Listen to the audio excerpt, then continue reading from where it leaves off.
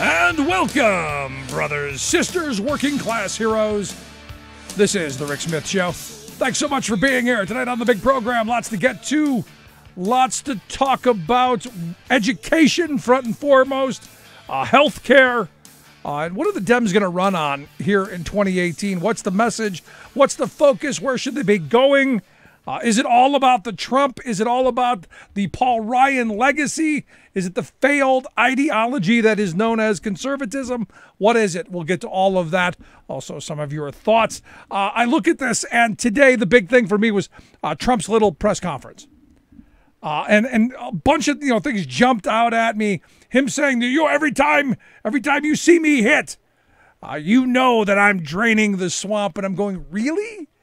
No one believes that, Donnie. No one believes that. No one, not even a little bit. Because, you look at the swamp, we've actually swamped the drain at this point. And if you look at the news that came out today, another bit of hush money being paid out. So you got a porn star, 130 grand to her, 150 grand from somebody else to another playmate, $30,000 to a doorman to keep his mouth shut. I got to tell you, with all of the stuff that may have come out of Cohen's office, you're going to need an accountant to figure out just how much hush money's been spread around. And I guess who's paying it? Because evidently it's not Trump. They've got all of these third parties who just want to make sure that nobody knows what Donnie Boy's doing. And they're digging deep. I've said this before. I wish I had friends like this. I do. I wish I had a lot of friends who are going, you know what? Don't worry about it, Rick. We'll take care of it. Whatever you do wrong, we're going to sweep up your mess. We're going to sweep it under the rug. Don't worry about it. It's done. It's buried. And you wonder why Comey called him a mob boss. Honestly, there it is right there front and center. But the other part that got me, and I watched the mastery that is Donald Trump, is his ability to stay on his message. He rarely deviates from the message. Now, a lot of what he says is really unintelligible. It's almost, you can't understand it. If you were reading it, you would lose your mind. Honestly, if you had to actually sit and read his 20 pages of his speaking, you would literally lose your mind. And you'd go stark raving lunatic mad. But listening to him kind of just blather on, it's like background noise. It's like that white noise on the elevator. It's there, and then occasionally something catches you. That's how I watch him speak. And it's, so I'm watching the clips of him, going on and blathering on. And he's going in on this rant about how he didn't want to call the tax bill tax reform. He said, we call it tax cuts and jobs, not tax reform, and we got it passed. Yes, we did. And, I sat there and I just thought about that one statement for a while. And it got me just to realize that, what he's really saying is, I'm sorry, American people. I know you're stupid. I know you're not bright enough. I know you're simple-minded. So we need these gimmicks. We need to just lay it right out in the second grade terms, so that maybe you'll bite. And that's basically what he was saying. So he stuck to that whole little spiel for a while, and then he went on saying, those Democrats, if they ever take power, they want to raise your taxes. They do. They want to raise your taxes, and they're going to spend money on things you don't even want to know about. And again, I'm going, things I don't even really want to know about? Like P-tapes? Just kind of a thought. Hush money for porn stars? Kind of a thought. I just want to know. And then I see the report that came out of the CBO today. The Congressional Budget Office, nonpartisan. You can't say they're a bunch of Democrat hacks. They're not. It's a nonpartisan organ. They're a bunch of. And again, I don't know how far we've gone to the politically correct. There are a bunch of people with pocket protectors and really sharp pencils. I don't know if that's stereotypical. I don't know if that steps on someone's toes. These are the eggheads. These are the people who they're number crunchers. They don't really have an ideology other than numbers, and that's what they do. And what they've come up with, and not surprising, what they've come up with is they've looked at the tax scheme, the kleptocracy known as our tax code right now. And guess what? Basically what we said before they rammed it through like thieves in the night is coming true. Massive numbers of stock buybacks. In fact, what the CBO found in an analysis, they found actually Fortune 500 companies, they spent 37 times more on stock buybacks than they did on bonuses and wages. Now remember, we heard nothing but look at all of these wonderful American companies and how they're just heaping $500 on their employees. Not raises, mind you. Got a $500 windfall. Oh boy, time to put that addition on the house. Used all that money to buy back their stocks. And why is that important? Because when they buy back the stocks, they pump up the price of the stock, inflate Wall Street a bit, and oh, by the way, pay themselves handsomely because CEOs are paid based on the how high their stock price goes. It is the perfect little incestuous pool for the wealth class to be able to enrich themselves while stealing from working steps like us. Because, of course, they pump up the shares of the stock, pump up the shares of their stock, and then dump everything. And then it goes down.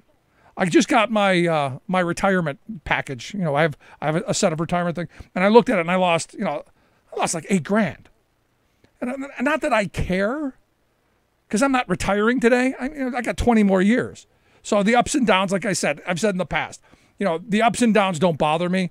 When I see Jamie Dimon or any of the Goldman Sachs people out on the ledge, I'll start worrying. But the roller coaster that is Wall Street, I don't get into day to day.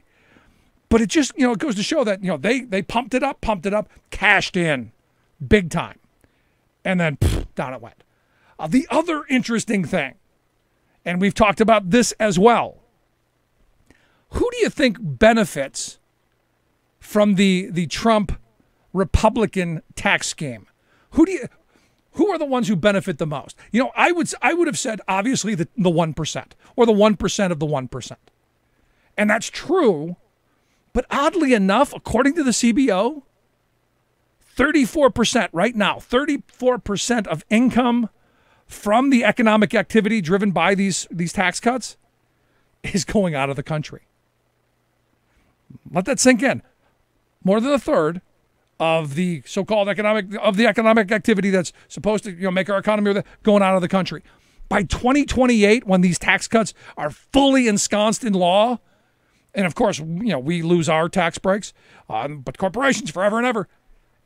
And this I literally stopped in my tracks, had to read this 4 times. I read it once, I go, no, that can't be. Twice, no. Really? 3rd time, oh my God. 4th time, holy blank. 80%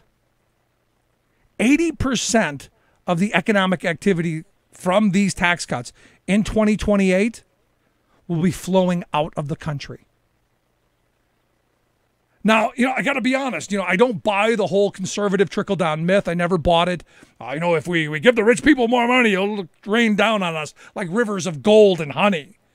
It's raining down on us, but it ain't gold or honey.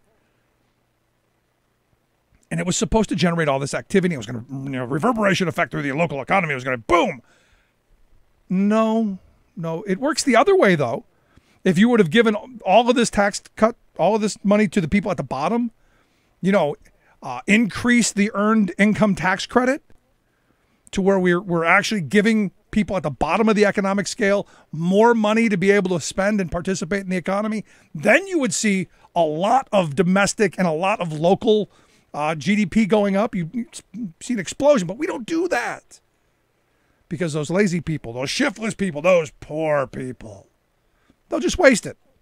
Was it Grassley? Was it Chuck Grassley who said it? They'll just waste it on booze and women and movies. Yeah, because when I think of, a crazy night out, booze and women and, we're going to go see a movie. But you look at this and you go, again, how long How long does it take for us to realize that we're getting iced here, man, and in a bad way? I know Paul Ryan's out the door and these tax cuts are a part of his legacy, but this is a major ripoff. And we're literally borrowing trillions of dollars over the next decade from our children, our grandchildren, our retirement, the future of this country. And for what? The hope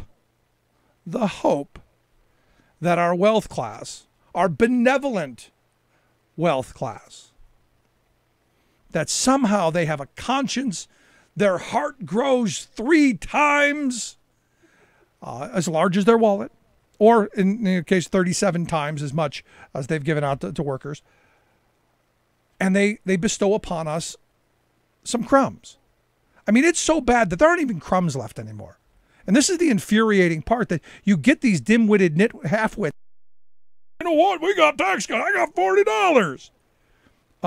Yeah, maybe you got $40, but that goes away and then you're going to pay it back in multiples. This is the Republican plan. And, they talked about Reagan. Donald Trump was saying, biggest tax cut since Ronald Reagan.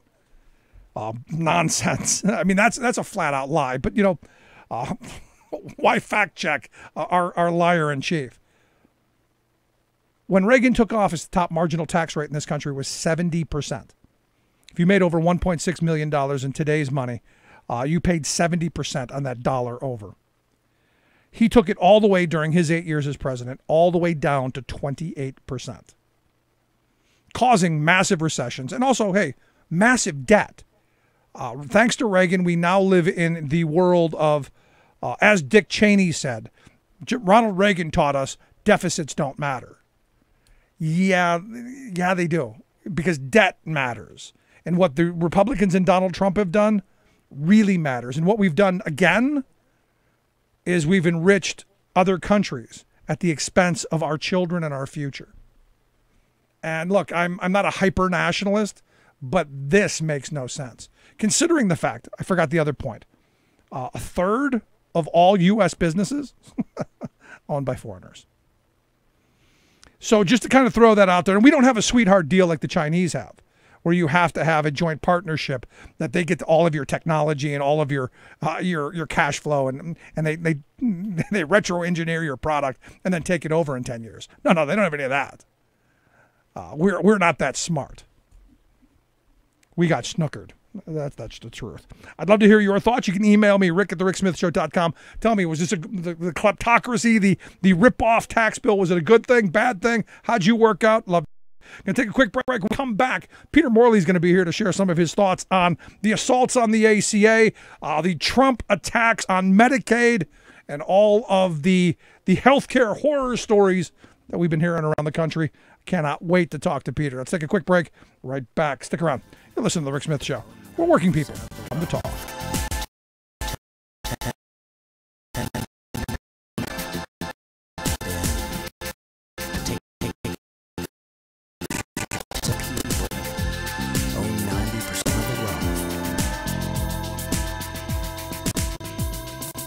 Where smart policy and sound investment matters. The Rick Smith Show. I'm Rick Smith, and this is Labor History in 2.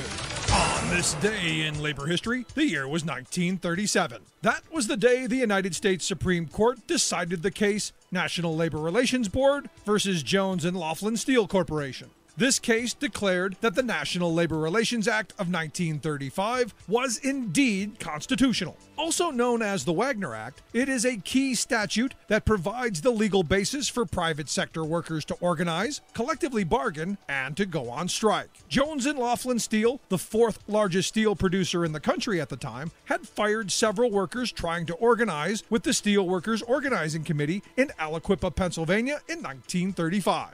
The NLRB had originally ruled against the company and ordered the workers reinstated with full back pay. But J&L refused, arguing that the act was unconstitutional on the basis that the federal government did not have the right to regulate interstate commerce. In a 5-4 decision, the court ruled that labor management disputes did affect interstate commerce and thus were subject to federal regulations. Historian James Pope notes that the statute was upheld only after a massive wave of worker militancy, punctuated by the spectacular 6-week sit-down strike at General Motor plants in Flint, Michigan, demonstrated what might have happened if the court decided the case differently. And in his book, The Last Great Strike, Little Steel, the CIO, and the Struggle for Labor Rights in New Deal America, legal scholar Ahmed White adds that the case was decided only after 2 years of legal uncertainty. Before Jones and Laughlin was decided, CIO unions were already negotiating and signing collective bargaining agreements. Ruling the Wagner Act constitutional has nonetheless benefited millions of workers for decades. For more information, go to laborhistoryin2.com, like us on Facebook, follow us on Twitter at laborhistoryin2.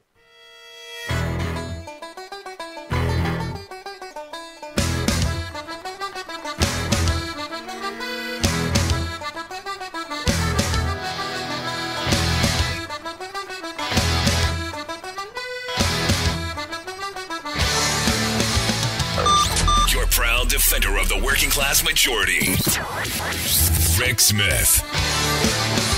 So I just can't get it out of my head. It's still stuck right there between my ears with Donald Trump saying that, those Democrats, they're just going to want to raise your taxes and spend your money. That's all. That's all they want. That's all they want to do. They just want to raise your taxes. They're going to take it, and they're going to spend it on things you don't even want to know.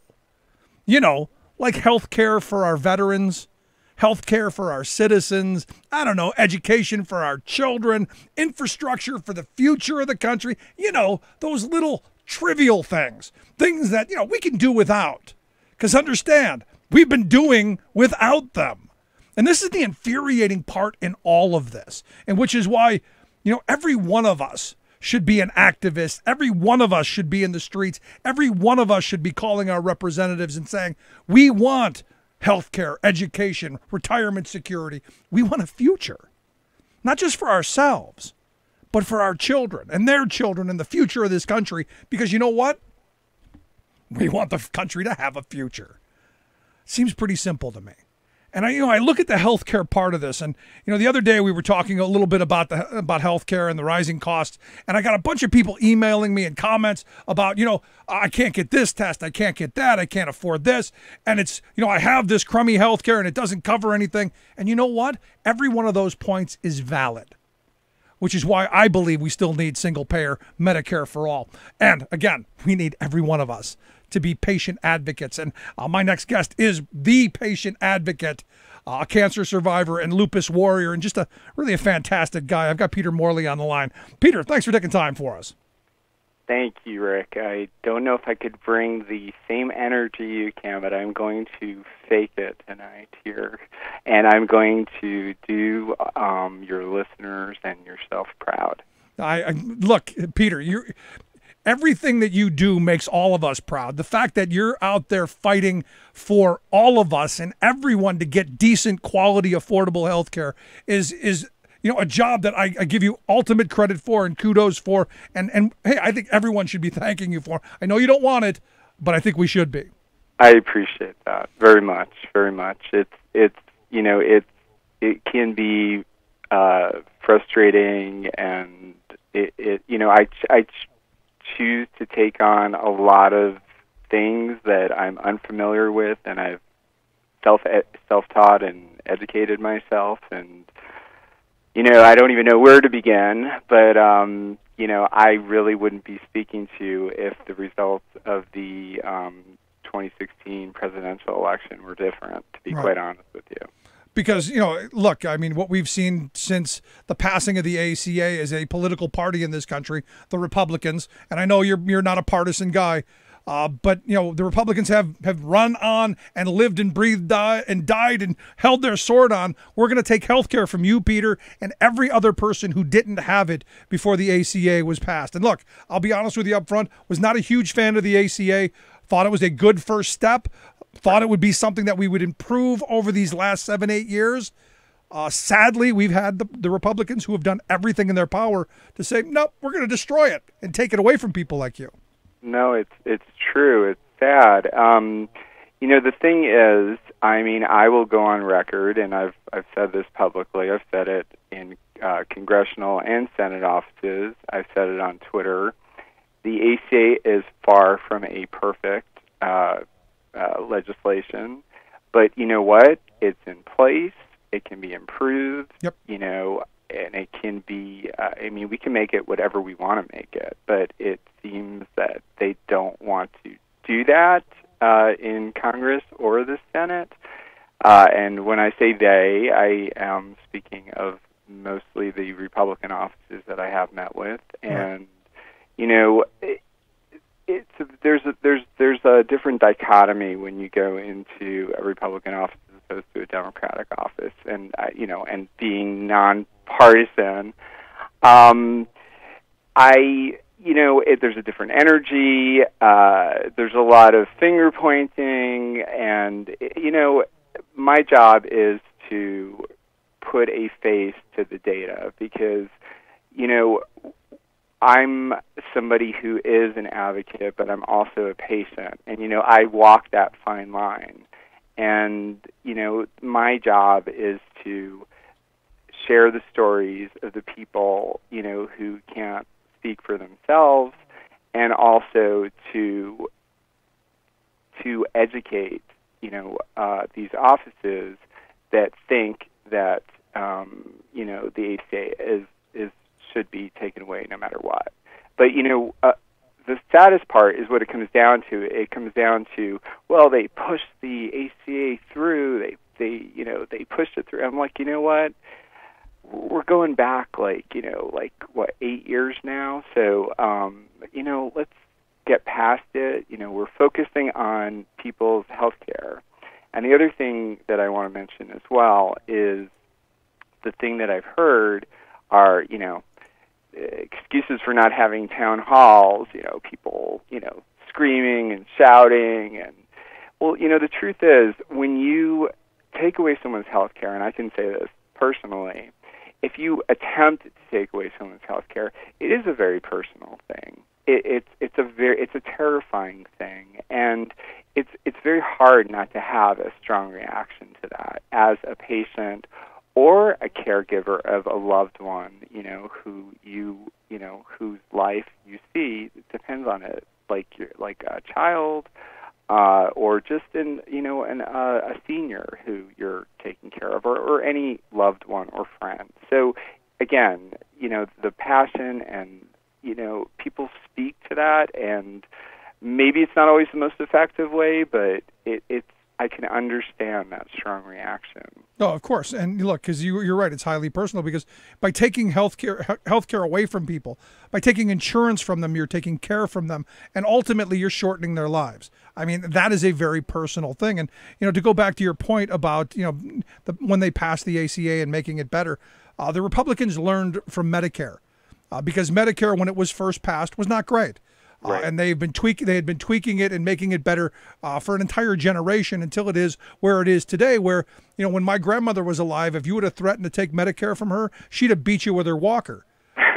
and I'm a firm believer in, what? We need that kind of passionate public support for programs, because, I'm serious. You go into a nursing home and say, Granny, we're taking your Medicare. They're going to cane you. No, absolutely. And, I know, people personally who voted for Donald Trump because they believed that he was going to give them better care, and having to explain, well, no, he's actually trying to take away your care. And, I've seen that horrified look on their faces over and over again. I'm like, why do you think I keep going back to D.C., So it's, there's definitely a lot of education that needs to be done still, but that the outreach to the senior population. I was just actually speaking about this with someone tonight, and reaching out to people in nursing homes, because sometimes they are isolated from the issues, and right. It's so important, to get that education and awareness out there. Yeah, I'm of the mindset also, Peter, that in order to save Medicare, because there are, constant attacks, and we're seeing it right now, as the Republicans gave a whole bunch of money away in the tax scam that they pulled last year. Now they're crying, oh, we don't have any money, we're broke. We need to go after health care for seniors. We need to go after their retirement. We need to go after and take food out of the mouths of children. Because, hey, we had to give, the wealth class, we had to give them more, Peter.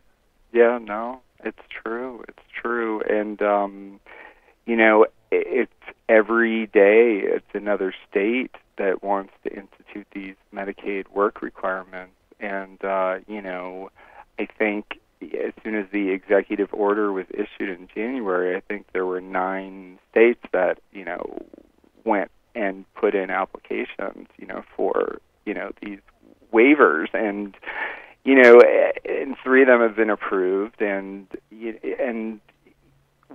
I was down in D.C. In February and, speaking specifically trying to focus on some of these offices that had pending legislation. And, even like in, for instance, Susan Collins' office, well, what's going to happen if, Maine approves Medicaid work requirements? Well, the answer was, well, I've been told that this is her healthcare policy person. I've been told, and quoting her, that there's going to be a lot of lawsuits. So, and everyone's looking to Kentucky to see what's going on there because there are pending lawsuits there. And so we're but still, the thing as a patient, and as a patient advocate, but just speaking as a patient, I try to separate that from myself and not focus on, my personal stuff, which kind of gets me into trouble physically sometimes. But when I hear it from other people, when I hear the how scared they are, and what it does is it stresses them out, and stress is a horrendous thing for somebody who is chronically ill, who a lot of people that I advocate for, and think, are they really trying to kill us off? This is you're expensive, really, Peter. You're expensive. Yeah. You're using. Understand, and this is what I explain to people. Insurance is a business. Businesses want to make money. When they have to pay your health care costs, it costs them money. That means their profit is being limited because you got sick. If we can kill you off, they save money. Well, it's true. It's true. And yes, it is a business, and hospitals are businesses. But they shouldn't be. And this is where my view is. We go back to the days where we had community hospitals. Right. Where we didn't have all these for-profit conglomerates who have sucked up all of our community hospitals and are driving us all either bankrupt or into the grave. I hear you. Here's a lot of the problems with hospitals, and it's not a problem per se, but there are people that have high deductibles and high premiums, and they don't go see their primary doctor. So they are using, emergency rooms as their primary care physician. And what happens is they're flooding them, and especially when you get into rural areas. I mean, and people not being able to, afford to pay these emergency room bills. So, it puts a really big load on on rural healthcare, and we're getting to really dangerous areas. So, with that in mind, again, getting back to trying to strengthen the ACA, this could only help us, and this could only, enhance, people's health care and prevent things like that from happening. Right. It's, ever since I've been going to D.C., I've made 8 trips now. I'm actually making a 9th trip. Happy to announce on your show next month in May, I'm able to got the clearance to go back to D.C. after I had a spinal surgery in February. And, this will be my 9th trip. But what I was going to say is, the thing is, people are scared. people are terrified. And, I have seen, unfortunately, more and more. I just had somebody send me a direct message today on Twitter telling me that they've lost their Medicaid. And I've heard this more and more frequently. Like, they have just, like, whether they're clerical mistakes, whether they're any types of mistakes, but I've been seeing more and more incidences of these. And,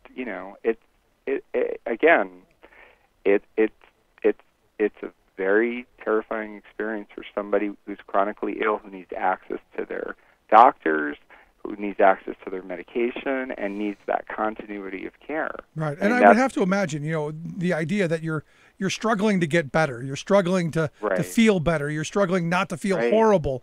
And then all of a sudden being slammed with having to deal with insurance company bureaucrats and paperwork and triplicates and doctor's offices who won't see you until you pay everything up front. I mean, it's almost like, they're trying to make you sick so they can profit off of you on the other end too. Yeah, no, it's tough. It's tough. And I advocate, for, to strengthen the ACA. I mean, I specifically, ever since my first trip down there, which was the day of the skinny repeal, the Votorama, and, this is like my, I don't want to say claim to fame, but, I've met with John McCain's office at about 5:15 that day, and, the LA that I met with, her best friend had lupus, and she started crying when I told her the story about myself having lupus. And, I went home that same night, and I woke up the next morning and found out that he did the thumbs down. So, it's, I realized how much of a difference being, there, speaking to these offices, telling your personal stories, what an impact that has on people. And after I shared my experience of going down there and basically walking into every, the Senate Health Committee, the Health, Education, and Labor and Pensions Committee that make the decisions pretty much in the Senate for health care, I focused on those offices. And, originally I was only focusing on the Democratic side, but somebody suggested to me, I believe it was Bennett's office from Colorado, that, hey, can you go see Gardner? And, and then it turned into, me seeing Graham's office. And, so I realized how important it is that you do reach across the aisles. And, because this shouldn't be a partisan issue, Peter. No, I mean, everyone needs health care. Everyone. Everyone. And like myself, I was pretty healthy until 2007, and then bam, it just changed. So, yeah, that's how it is. You're really healthy until you're not. Exactly. I had world class health care for all the years I was really, really healthy. Now that I've started my own business, we're struggling with the kind of health care that's out there. So we're playing the game and seeing all of the insanity that's out there, and it shouldn't be this way. No, because we want people to start businesses. We want people to strike out on their own. We want people to try and to strive and all that. And healthcare shouldn't be the thing that holds us back. So let me ask you a last line of questioning, because you're the expert, in my view, on how to go into these people's offices and not in a non-political way, tell your story and influence them. Because the way it was explained to me is you were basically the guy that got John McCain to do the thumbs down. You were like the last person that he talked to. Whether you're going to say you did or not, we're going to throw that out there. But you were like the last guy that he talked to, and that story, your story, had to have an influence. So, walk me through how you deal with these people, because you hit on that point that, they do listen. I've been saying for years, if you sit down and you pick up a pen and you write on a piece of paper a letter and you put a stamp on it and you send it to them, that's one of the most powerful things you can do. Because they will read that will get passed along. You showing up, one of the most powerful thing you can do. Walk us through that, so that maybe somebody else who wants to do this won't be afraid and they'll take that first step. Well, I first of all, thank you very much, but I have to give a lot of credit to Andy Slavitt, for the former head of Health and Human Services for our former president, Barack Obama, for a lot of his guidance. And, I mean, basically, I reached out to my own Congresswoman, Carolyn Maloney, and, I did a couple press conferences with her, and I was inspired, when I saw that the skinny repeal was moving forward and the ACA was about to get repealed. It was like I had a calling. It's like the only way I can equate it is to like a religious calling, because I needed to get to DC, and I'm somebody like with lupus, and one of the major symptoms of it is fatigue. So getting down there isn't easy, but I was so inspired and I was so energized that I really had to get there. And when I was there, like you said, I realized how impactful it was. And honestly, there's no secret to getting into the office. You can just walk in. You can, specifically in your own, with your own 2 senators and your own congressperson. I mean, they have, it's their job to speak with you. But, I get into other offices as well and worked with the Senate Health Committee members who I've worked with, and especially Alexander. I have to give his office a great deal of credit, and he is the majority Republican leader on that committee, and Senator Murray's office. Both been wonderful and supportive. But here's the thing. There's no trick. You just have to speak from your heart. You have got to speak from your heart, and you got to try to be as objective as possible. You try to present as many facts as possible, but, your own personal story. I mean, everybody has a story. Everybody who relies on healthcare has a story, and you tell your story. And, again, speak from your heart, and it just goes from there. It's just, that's really, there's no, I'm not going to give you like a whole, 10 steps to meet with either your own representatives or other representatives. I've been so honored and privileged to have been the voice of people in many, many different states from all across our country, and to be able to bring their stories and advocate for them in Republican and Democratic offices. So, that does get me into offices that I normally wouldn't get into. So if there's any secret, that is. But advocating for them, they do have to see you if you are advocating for someone. But sitting down with them and speaking with them, and I'll tell you, there are going to be a lot of things that they're going to say that you're not going to agree with, but if you do, as I'm speaking to you healthcare people out there and you caregivers, if you do hear something you don't like, just listen, hear them out, and have just discussion with them. Because, to me, volatility is not going to get you anywhere. I know it's, and again, we've talked about this already. Me reaching across the table and strangling them isn't probably the right course of action. I have to say, I have bitten my tongue one time so hard it bled. Oh. Yeah. So, that's really, I wouldn't recommend people doing that, but, seriously, having a conversation like we're having right now is the most effective way you can have that, get your point, get your story across, and it also allows you to continue that conversation because it doesn't have to end there. You can follow up with them, through email, and continue the conversation, and to provide them with more stories and provide them with more evidence, because, again, they want to see us as data. And, I was a communications and psychology major in college, and, in psychology they call this objectifying, someone, and that's almost like, it's somewhat psychopathic.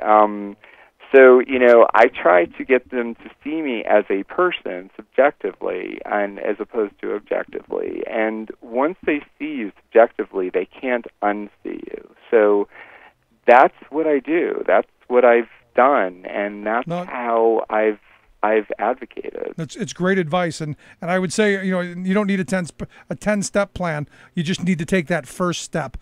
Peter, I really appreciate the time. You're an inspiration to all of us. I hope you'll keep up what you're doing. I wish you the best in health, and I hope you'll come back and talk to us again real soon. I would love to. I'd love to talk to you after my next trip. Please do. We will make a date of that.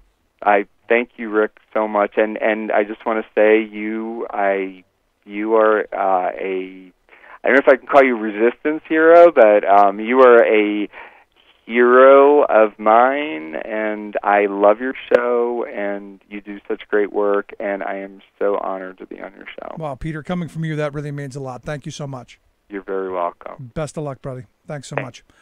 Peter Morley, just like I said, an inspiration to all of us. Good stuff. Thanks so much. Let's take a quick break. Right back. Stick around.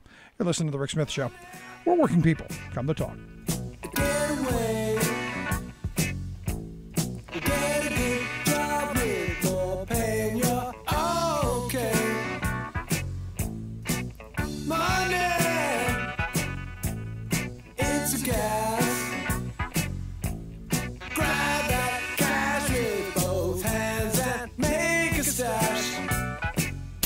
Where smart policy and sound investment matters.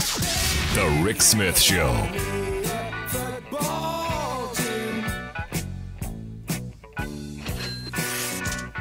I'm Rick Smith, and this is Labor History in 2.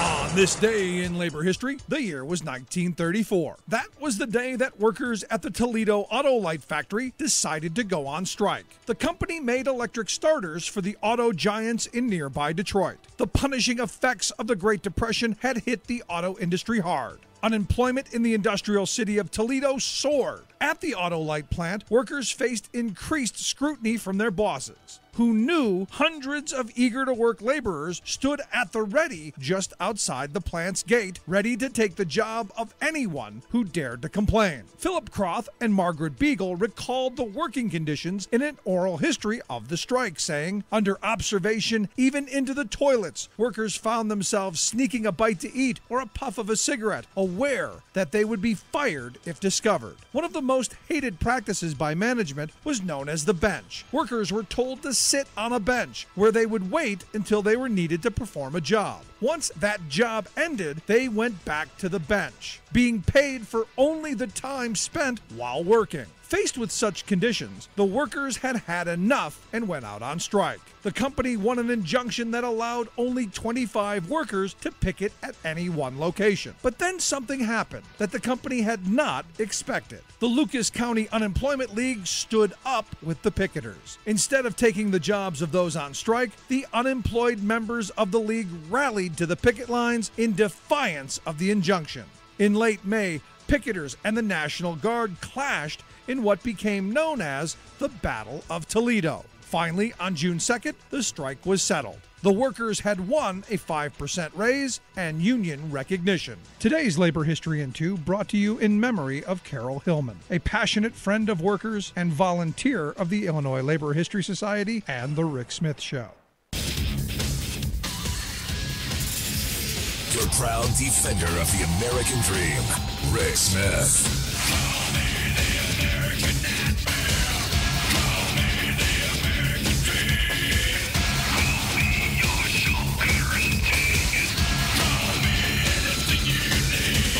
Welcome back to The Rick Smith Show. Check out the website, thericksmithshow.com. Questions, comments, something on your mind, you can email me, rick@thericksmithshow.com. I got to tell you, listening to Peter's story and listening to him speak, like I said, an inspiration to all of us. And really, to me, it's about the priorities of our political leaders. And you listen to Peter talk about healthcare, you talk about being a patient advocate and what the ACA could have been if we didn't allow the Republicans to take control in 2010. And, look, I remember Michelle Bachmann. I love Crazy Michelle.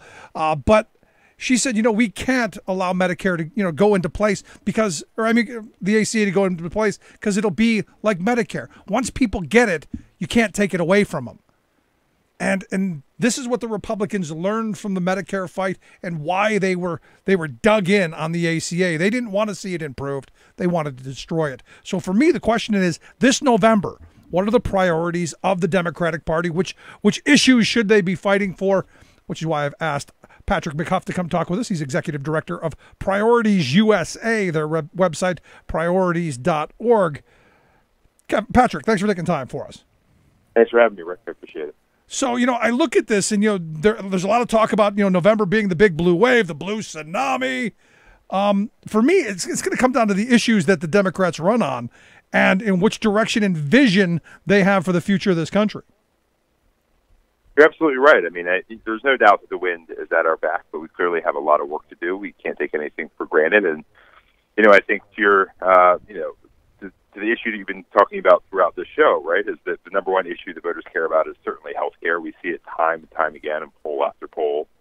Everybody has a health care story. Everybody has to deal with trying to go to the doctor, trying to afford their out-of-pocket expenses and their prescriptions. As we heard from your last guest, Peter, everybody has a pretty powerful story, either them or their family member, and so healthcare is going to be a number one issue this November. And again, I look at Peter, as I've said, I think he's an inspiration, but I think every one of us could be. I think every one of us could be active, engaged. I think every one of us could be, telling our story and passionate about pushing for real change and real reform and smart policy. But the sad thing is there are folks that, I look at the Republicans who don't believe government can do anything or should do anything, and it should be up to this invisible free hand thing.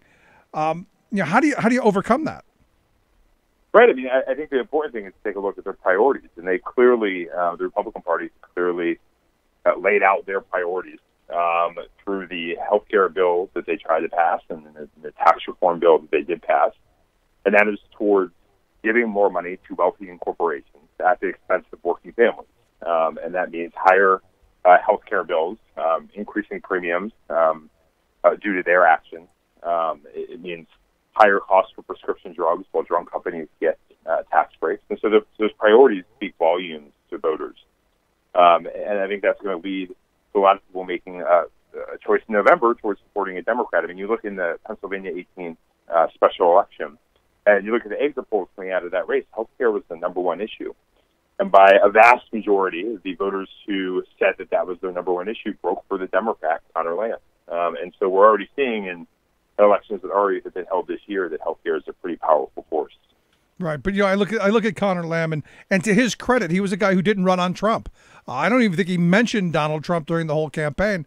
And for me, running against someone, especially on the Democratic side, I don't think it doesn't rally the base. I think having that vision, and one of the things I said about Hillary Clinton, I mean, the last 2 weeks of TV ads we saw in my neighborhood were all about Trump and how bad he was and all of that. It wasn't about her vision, and I still am a firm believer that had she talked about her vision, which most people didn't get to hear, I think she would have won. But, I think that's got to be part of what the Democrats take into 2018, or do you agree? Oh, totally. I think you're seeing the Democrats are already very energized at the idea of holding Trump accountable, and the Republicans who support him in Congress, but it's not enough. We've got to be out there in every race making sure that we're communicating a vision about how we're going to help working families get ahead by lowering their costs around health care, by reducing their taxes, by creating more jobs that are good paying, and, making sure that their kids have a quality education that doesn't cost them, decades of debt. And we've got to be out there communicating our message, and it can't be just all about Trump. Trump certainly gives us enough to talk about every day, and look, that's part of the challenge, that he can't stop tweeting and that he likes to distract. But the fact of the matter is that's what he's trying to do. He's trying to distract in many ways from the policies that he has put in place that have pretty profound negative effects on working families across the country. I look at this tax ripoff bill, and to me, this has got to be something that Democrats run on, especially when you look at, and I'm sure you've seen this, the CBO report that came out today that said by 2028, 80% of the economic gains from this this tax scam are going to go out of the country. So, not even, going deeper and deeper into debt isn't even going to help us in the long run. It's going to flow out of the country. No, it's not going to help us, but if you look at the impact that it's going to have on working families, in the short term, while some families will see a small tax increase, the fact of the matter is that pretty soon their taxes are going to go up. And that speaks against the Republican priorities. Why then, if they really support helping working families and middle-class families get ahead, then why did they make tax cuts for corporations permanent, yet not make the tax cuts for working families that were in the bill permanent, because they don't think that they're a priority. Do you think that's going to get through in November? Do you think that that's something that the average voter is going to pick up on? Yeah, we're already seeing that, the Republicans in Pennsylvania 18 and in several races so far this year have been trying to run on tax reform. That's the thing they thought would save them after their health care debacle and in the face of Trump's horrible numbers, and even in the face of even worse numbers for congressional Republicans. They said that this tax reform bill that they were going to pass was going to be their savior. And they ran heavily on that in Pennsylvania 18.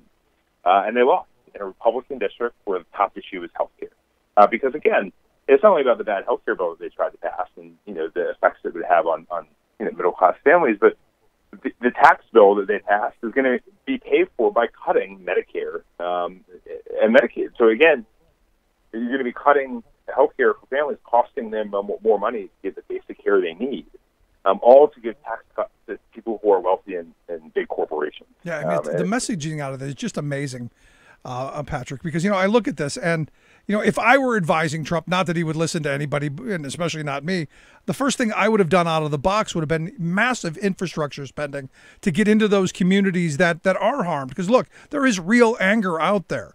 There are people who have lost their identities. Their jobs have gone. The factories have gone. There's real pain out there that Trump tapped into. Stuff I've been talking about for years. The first thing I would have put out a major infrastructure plan to get those people back to work and start rebuilding the country instead of another giveaway and to the very wealthy, and then taking away from the very people that supported him by taking their health care away. Exactly. You're exactly right. And that's the thing that Trump likes to try to distract from. Through his Twitter account and through his antics, he likes to distract from the fact that, the reality that he is just another Republican politician. He's just like Paul Ryan and Mitch McConnell, who frankly have worse numbers than even he does across the country. And his record as president so far has shown that he will support policies that harm working people, just like they have always tried to do.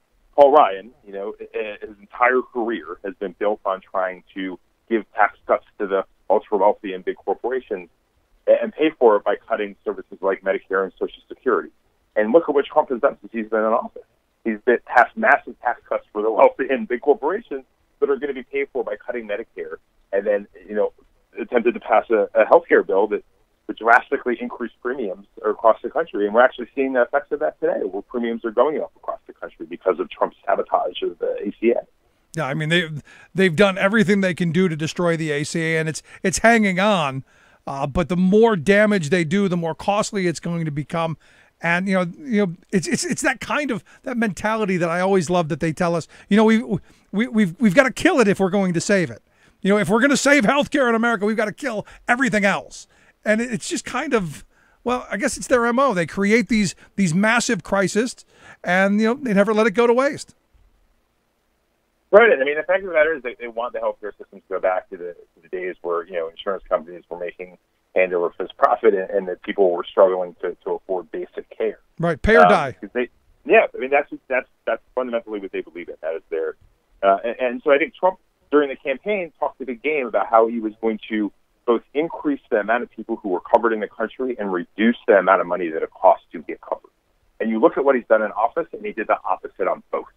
And I think that what you're seeing across the country, and one of the reasons why his numbers are so bad, is because people recognize that. People recognize that he sold a lie during the campaign. And then when he got in office, he acted just like every other Republican politician who sought to cut health care in order to give their rich friends another tax cut. Now, I think he showed his hand a little bit today. I don't know if you saw the press conference where he said that, the Democrats want to raise your taxes. They want to raise your taxes, Patrick, and they're going to spend it on things that you don't even want to know about.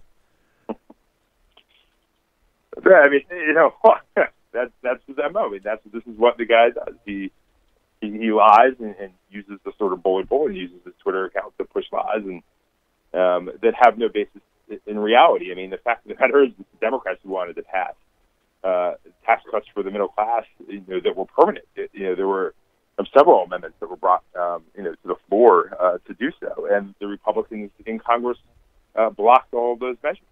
And you didn't see Donald Trump at one time pushing for increased tax cuts for middle class families. That simply is not his real priority.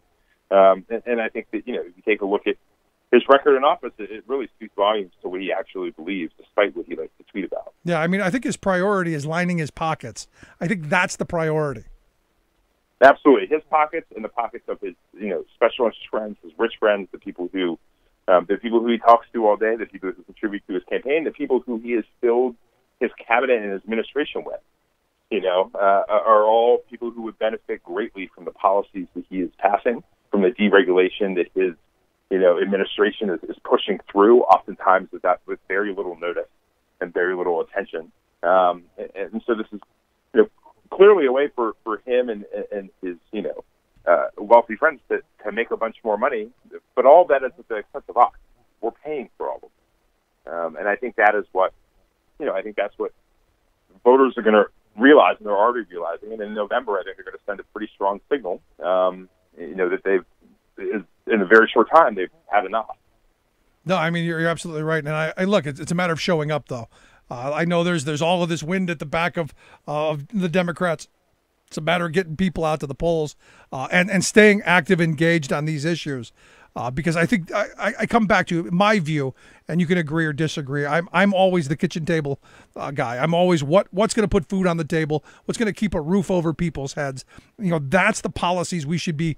To steal a James Carville frame, it's the economy, stupid. Oh, exactly. I couldn't agree with you more. And look, I mean, that's what voters care about. That's what voters want to hear. And that's what Trump tries to distract from, the sideshow that he continuously likes to put on.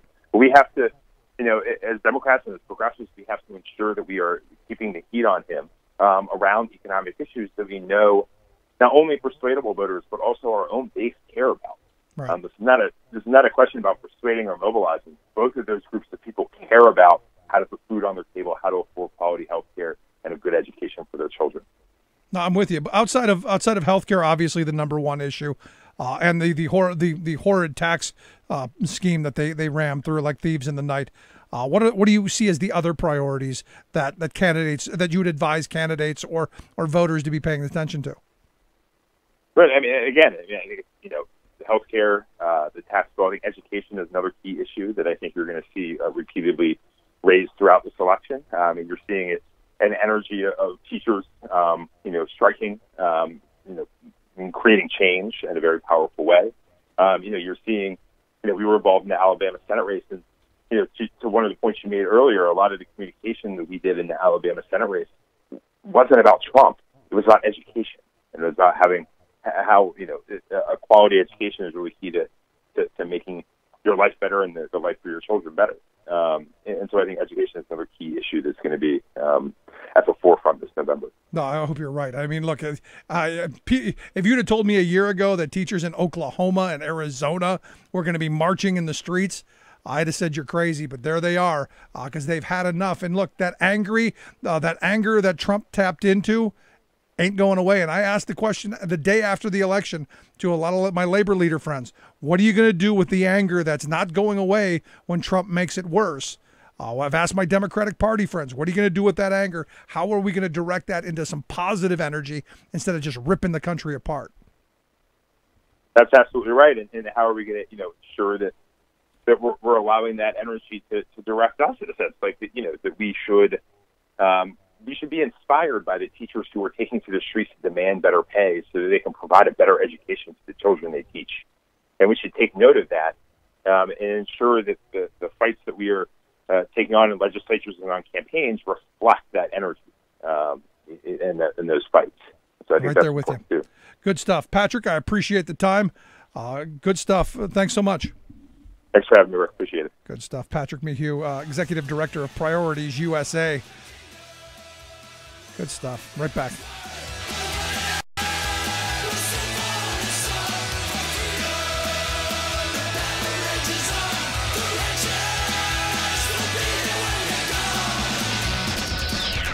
You're listening to The Rick Smith Show. From UN headquarters in New York, I'm Luke Vargas with your World in 2 minutes. The European Commission has unveiled what it's calling a New Deal for consumers, part of a broad effort to adapt consumer rules to the online world. Under proposals sketched out this week, EU citizens could see more transparency on online search engines, separating out natural search results from ads. They'll also enjoy consumer protections for free online services, remedies which currently exist only when money changes hands. But perhaps the most significant change would allow consumer rights groups to file lawsuits on behalf of groups of consumers, instead of relying on costly, time-consuming class action lawsuits. And the World Food Program is drawing attention to the problem of food waste with a new kitchen challenge. Open up your fridge and have a look at what's in there. Grab any ingredients that are close to their use-by date or look like they might have seen better days and create a meal using those ingredients. Chalice McDonough is the WFP spokesperson in Washington, D.C. That's food you might have otherwise thrown out or would have gone to waste. In the developing world, food is often lost closer to the farm with a lack of proper storage or refrigeration. But in the developed world, problems are more common closer to the point of purchase, with grocery stores wary of displaying perfectly edible food that looks just a little bit off. And there's an awful lot of stuff that doesn't meet those cosmetic standards, but that is still perfectly delicious. Sure, the ugly foods are still tasty message is a good one, but McDonough says there's an even more important message behind the Recipe for Disaster campaign. The world grows enough food to feed the 7 billion people who live on this planet, but still 1 in 9 people go to bed on an empty stomach each night. 1/3 of the food that's produced for human consumption globally is lost or wasted, which amounts to about 1.3 billion tons of food each year. Luke Vargas, the United Nations. Remembering that united we bargain, divided we beg. Rick Smith. We need to stand united for undivided, we shall never fall. Remember all, we need to trust in and then forever call on our brothers and our sisters. And are you and I a win? You and I both know that we can rely on it. The time is prime, planets align, ain't no mistaking. For union resurrection, the anger has awakened. The sleeping giant, come on, yeah, we can do it. We need to revive, re-amp, and re-up the labor movement. Welcome back to the Rick Smith Show. Check out the website, thericksmithshow.com. So, Friday, big rally planned in Kentucky as the public sector workers there are trying to save their pensions from the sewer, or the sewer bill, if you will. When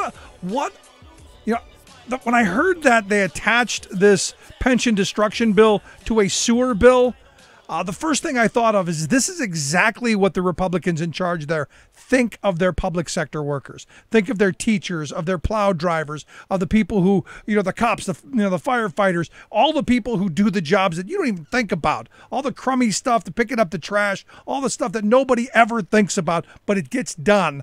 This is what Governor Bevin and the General Assembly, this is what they think of them. It's mind-blowing, and I'm glad to see teachers and public sector workers in the streets. And here to talk to me about the big event, I've asked Sara Green to come talk with us. She's a Kentucky public school teacher and one of the people I believe going to be out marching and out in the streets. Sara, thanks for taking time for us. Thanks, Rick. I'm so glad to be with you this evening. So am I getting this right? Big rally on Friday, all the teachers, public sector workers, trash collectors, all those folks there in the Capitol? Well, yeah, you do have that correct. We've been fighting for, first of all, we fought the pension issue, and now we're fighting the tax bill and the budget bill. So there are many schools in the district that have closed for the day. The superintendents have made that choice, but I think a lot of those districts were on the heels of teachers calling in. I guess you could call it a wildcat. I don't know exactly how many counties are out. They were still coming in just a couple hours ago, but we're ready to send the message to the Kentucky legislators that we're here still to fight, and we're not backing down very easily. No, I mean, I talked to a superintendent in one of the West Virginia schools off the record, and he's like, the reality is we want you guys to win. We want you guys to do well because we don't want the headache of trying to find replacements and emergency replacements when people leave for better jobs and for more money. We want to be the best. We want to offer our teachers and our help and our support staff and our bus drivers. We want to offer them good wages. It's the legislature, and this is where I think everybody from the superintendents on down, parents, everybody should be looking at your governor and looking at your General Assembly, going, do you value education or don't you? Absolutely. I know I teach in Fayette County. Fayette County is the second biggest district in Kentucky. In Fayette County, we have had amazing support from our superintendent, Manny Calk. He has put his neck on the line and kind of put out in the forefront saying, my teachers have spoken, my professional support staff has spoken, and they want to be in Frankfort to let their voices be heard. And that's really what this is about. So he said, I hope to see you there. And so he closed down Fayette County Schools when he listened to our voices. He has secured buses to help us get there because there's limited parking. So I think one of the biggest messages that people need to understand is, first and foremost, we want our voices to be heard. Our voices have been silenced. We have been shut out of committee meetings.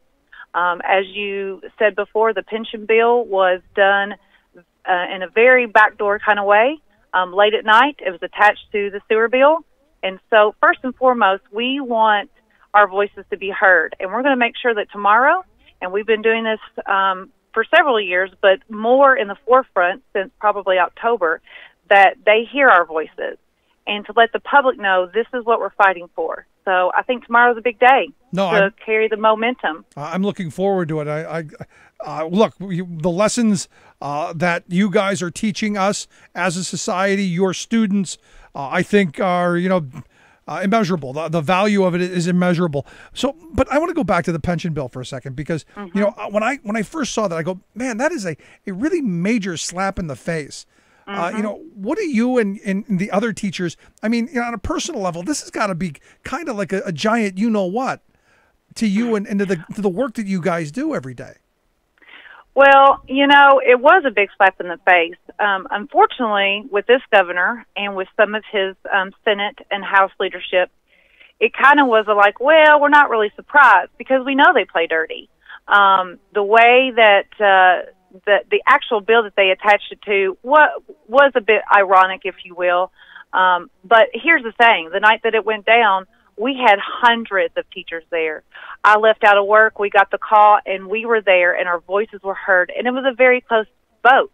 So I think that people need to understand that we're there, and we're not going away. We're in this fight for the long haul. And I think that other people need to realize when you're fighting an administration that has not the common people's best interest at heart, they are bought and sold by the Koch brothers and Alex Foundation. When you're dealing with people like this, you've got to be in for the long haul. It's not just a one-day stick out. It's not just a couple-day rally. You got to be in the long haul. You got to be there come May. You got to be there come November. You got to be there for the next legislative session, because what they showed in that pension bill and what they showed in the committee meeting before that pension bill is that they're playing dirty. So at every turn that they go, we have to be watching. And I hope, and I'm hoping, and I think that this is true, that people are willing to stay the course for the long haul. I hope so. The legislators know we're not going anywhere. Now, you brought up the Koch brothers, and they seem to be just about everywhere. Their money seems to be just about everywhere, buying politicians, buying state legislatures. And I've said for a very long time, they've got all the money, yes, but we've outprocreated them. There's more of us. We've got to stay active and engaged and informed.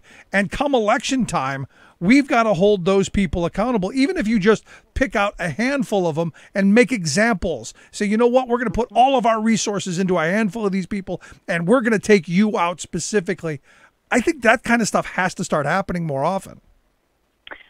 Absolutely. One of the big messages that we've had with the grassroots movement group, United We Stand, and also another grassroots group that started in March, Kentucky United 120, is that we have got to get behind some of these candidates that have put themselves out there to flip the house. We had 40 educators who have signed on to run in this November election. That is unprecedented, and I think that speaks to people are tired.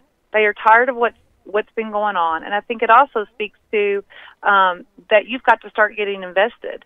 Like I said, this is a game that you're in for the long haul, and we're going to be there. Our blood, sweat, and tears. We're going to be there. We have the public support on our side, and the bottom line is we're fighting for a lot here.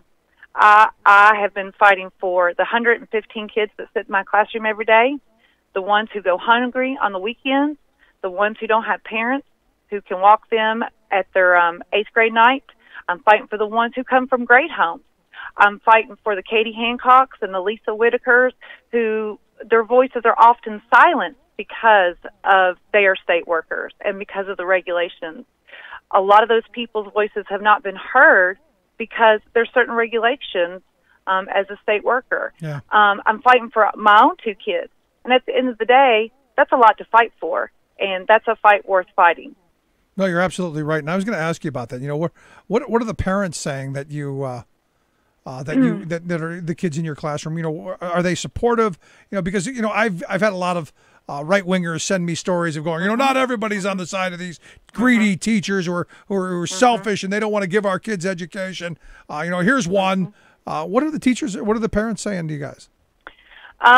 I think I have seen some of those comments, and it's kind of disheartening. And I think it's just the lack of being educated on the issues and what we're actually fighting for. I know in other states they're fighting for increased pay. We're not fighting for that. We're simply fighting for what we were already promised. But overwhelmingly, we have seen a great positive response from parents and from the community. Here in Lexington, we've had a multitude of businesses put the Kentucky United 120. We support teachers, we support education and state workers and their businesses. We had 2 Fridays ago when Fayette County was out, I put a call out. My school is about 85% free and reduced lunch. So it was on a Friday. They normally go home with, the backpack program, food for the weekend that these families depend on.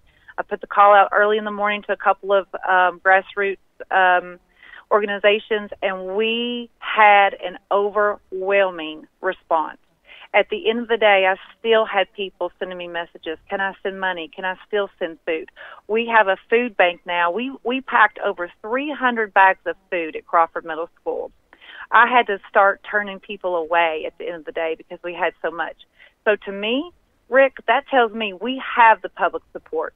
So whatever right-wing, conservative rhetoric they want to try and play, they can look at what happened at Crawford Middle School 2 weeks ago, and they can see that the community is on our side overwhelmingly. There may be some who may question our motives, but overwhelmingly they want quality public education, and they want quality state services for their kids and their community. Now, I find it interesting that you said the businesses were on your side. I mean, generally, when you think of the business community, it's almost been framed at Chamber of Commerce is always with the Republicans, but businesses want an educated workforce.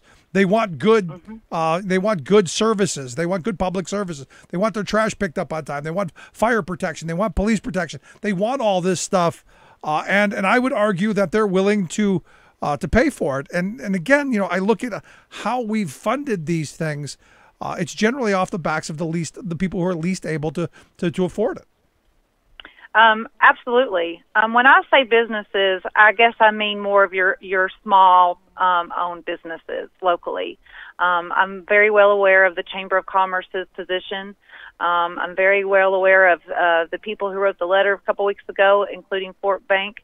But let's be honest, this economy runs these small communities, especially small communities in eastern Kentucky, runs on these small businesses that pumps money into our economy.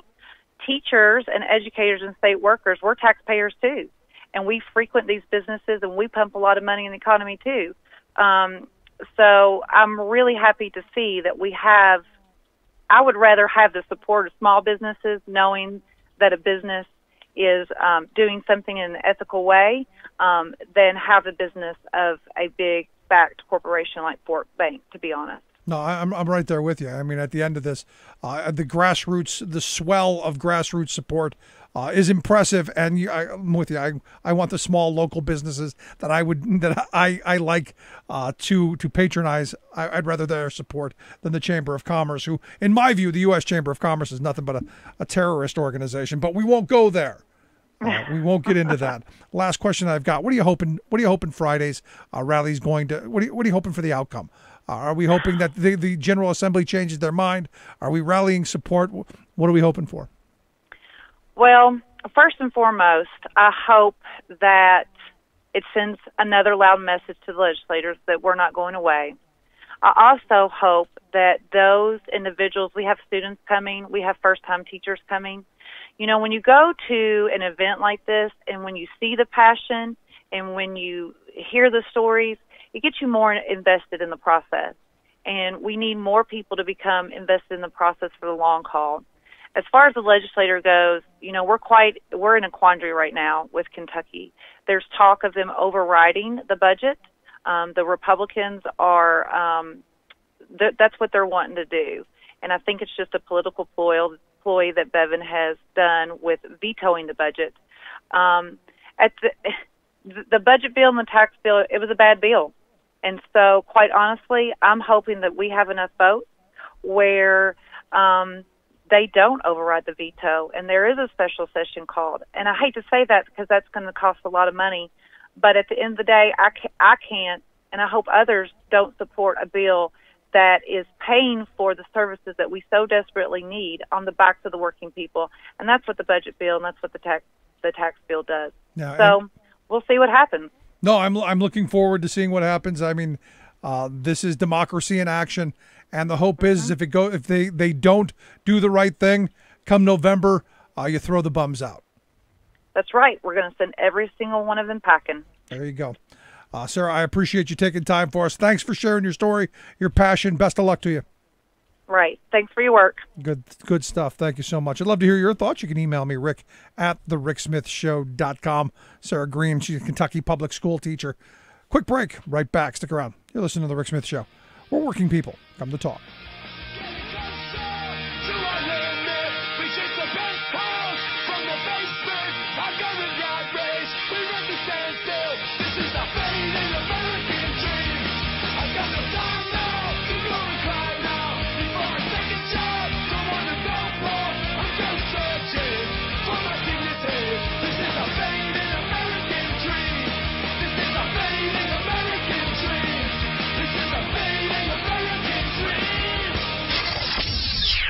You're listening to The Rick Smith Show. I'm Rick Smith, and this is Labor History in 2.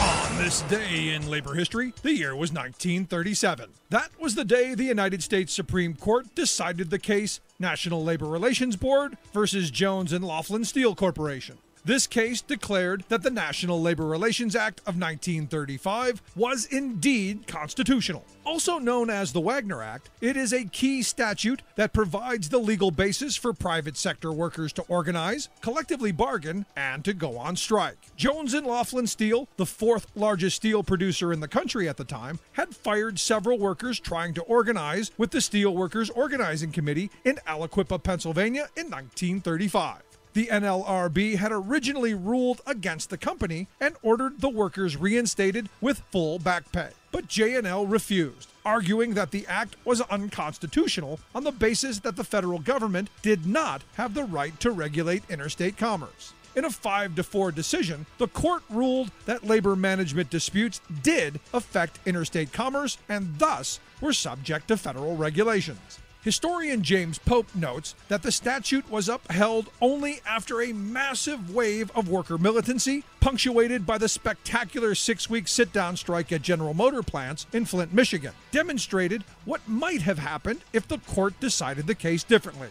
And in his book, The Last Great Strike, Little Steele, the CIO, and the Struggle for Labor Rights in New Deal America, legal scholar Ahmed White adds that the case was decided only after 2 years of legal uncertainty. Before Jones and Laughlin was decided, CIO unions were already negotiating and signing collective bargaining agreements. Ruling the Wagner Act constitutional has nonetheless benefited millions of workers for decades. For more information, go to laborhistoryin2.com, like us on Facebook, follow us on Twitter at laborhistoryin2.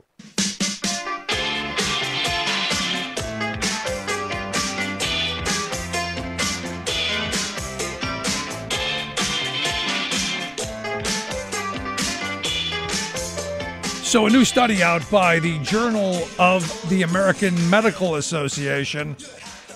Again, it's another one of those things where, did I really need to have the AMA do a study to tell me what I think we already know, which is right-to-work states have a lower life expectancy than right-to-bargain states. Did we need a study for that? I don't think so.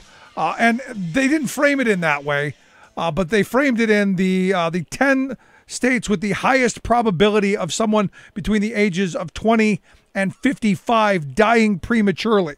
Because in this society, anyone who dies between 20 and 55, we want to know why, because we expect life expectancy to go well beyond that. They look at things like opioid addiction. They look at suicide rates. They look at disabilities, all of this stuff. And they came up with the worst place in the country to live for life expectancy if you're 20 to 55 being West Virginia. And it kind of makes sense. Lots of job loss. Industry's been out of there for years. Lots of heavy metals in the water. A place where they've really, the wealth class of this country is just raped. I don't know how else to put that. But West Virginia was the worst place, followed by Mississippi, Alabama, Oklahoma, Kentucky, Arkansas, New Mexico, Louisiana, Tennessee, and South Carolina. All right-to-work states. Or I should say, no rights at work states.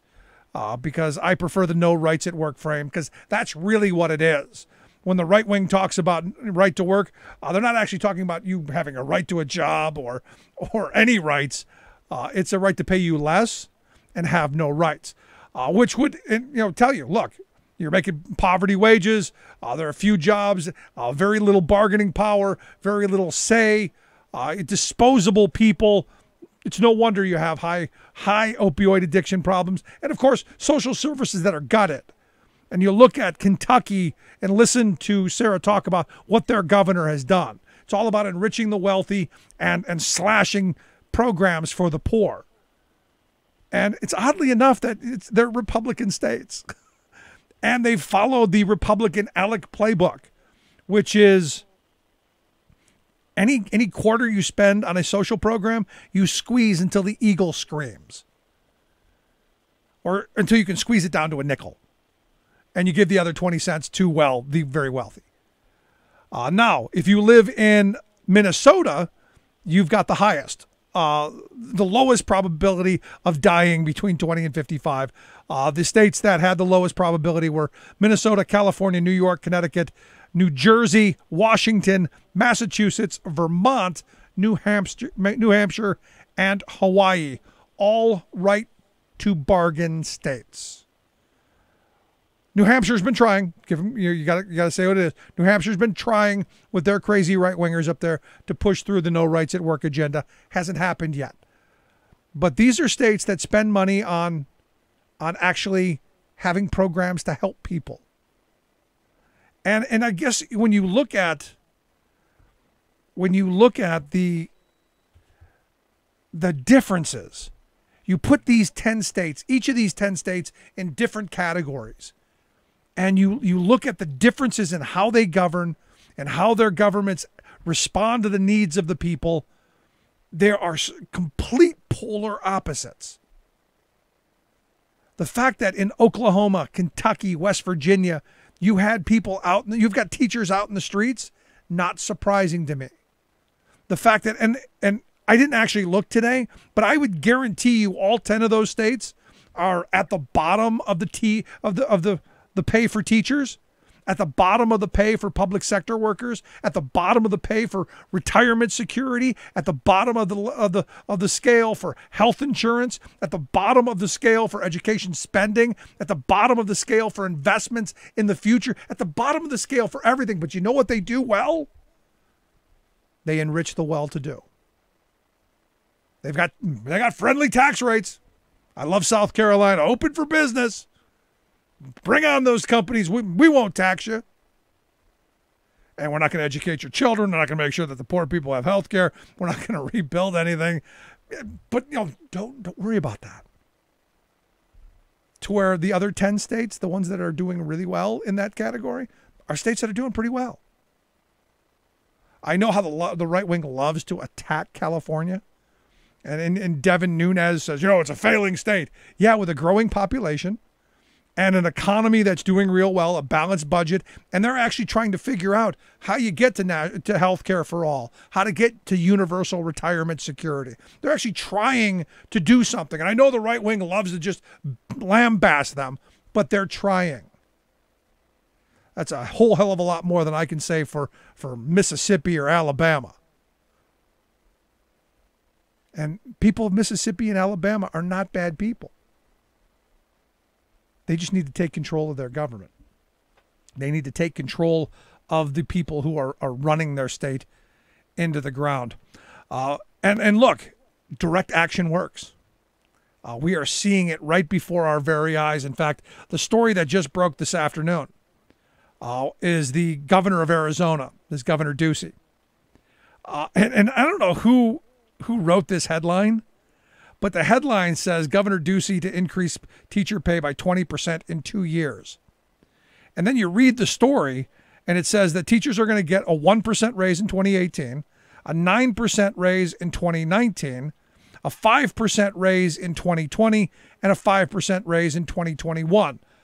I guess 18, 19, 20, 21, that's four years of raises. I got to wonder if whoever wrote the headline went to one of the schools in that state that was defunded. I'm just trying to think of how you come up with that. But this is what direct action will do. Because right now, the average teacher pay, according to Ducey's numbers, and I've seen numbers lower than what he's stating, $48,700. After his raise, they say that by 2020 it'll be up to $58,000, which will take them out of the bottom. He's also going to spend a little money on, guess what? Fixing some of the horrible things that people were tweeting out. This is what has to happen. This kind of shaming of the people who have put our country in this kind of position. The pictures from those teachers in Oklahoma of the books and the desks and the facilities in which they have to teach in. Same thing with Kentucky, and same thing with West Virginia, and the same thing with Arizona. It's deplorable. It's angering. And it shouldn't happen in the richest country in the world at its richest point. Just saying. I'd love to hear your thoughts. You can email me, rick@thericksmithshow.com. Tell me what you think. Gonna take a quick break. Right back with our good friends from the Badass Teachers Association. Stick around. 7, yeah, and I'll go to work at 9. I got no time for living, yes, I'm working all the time. It seems to me I could live my life a lot better than I think I am. I guess that's why they call me the working man. Making the blue blood see red. The Rick Smith Show. Even in 1958, one of those air pollutants that this Shell researcher reports on was the pollution of the atmosphere by carbon from fossil sources. Newly unearthed internal documents reveal that Shell Oil knew as early as 1958 that its products cause global warming. Senate Democrats call for EPA Chief Scott Pruitt to resign as internal EPA report undermines Pruitt's claims of unprecedented death threats. Plus, even if none of those backwards movements actually last, we're still losing chunks of time when we should be participating with the rest of the world in attacking this issue. Obama EPA administrator warns of the long-term consequences of Pruitt's reign. All of those consequences and more straight ahead. From BradBlog.com, I'm Brad Friedman. And I'm Desi Doyen. Stand by for 6 minutes of independent green news, politics, analysis, and snarky comment. This is a pretty sudden fall from grace for Pruitt, who's been a Conservative favourite for his aggressively pro-industry stance. So aggressive, in fact, that even though he is literally in charge of the EPA, his LinkedIn page still lists him as a leading advocate against the EPA's activist agenda. And it's still true. This is your Green News Report.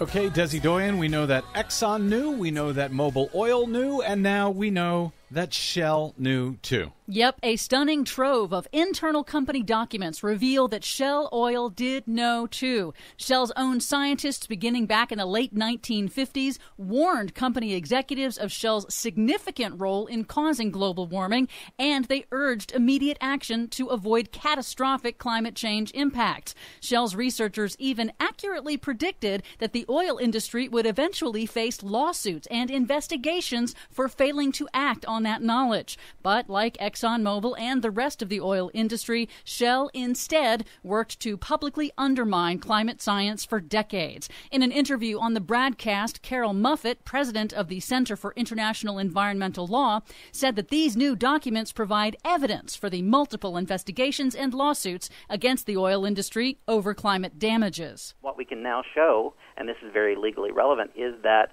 for decades Shell was aware of those risks, and it continued to take those risks on the assumption that ultimately it would be consumers and governments that bore the cost rather than Shell itself. We'll link to Muffett's report on this at greennews.bradblog.com, but some of the material is absolutely jaw-dropping, going back to 1962, with the Shell scientists saying very specifically that CO2 from the burning of fossil fuels causes global warming, the very thing that Shell and Exxon and Mobil and all the rest have been trying to confuse the public about for decades. This week in politics, an internal EPA memo undermines claims that embattled Environmental Protection Agency Administrator Scott Pruitt faces unprecedented security threats. According to Democratic Senators Sheldon Whitehouse of Rhode Island and Tom Carper of Delaware, the unreleased assessment says that EPA's intelligence staff found no specific credible threats to the administrator,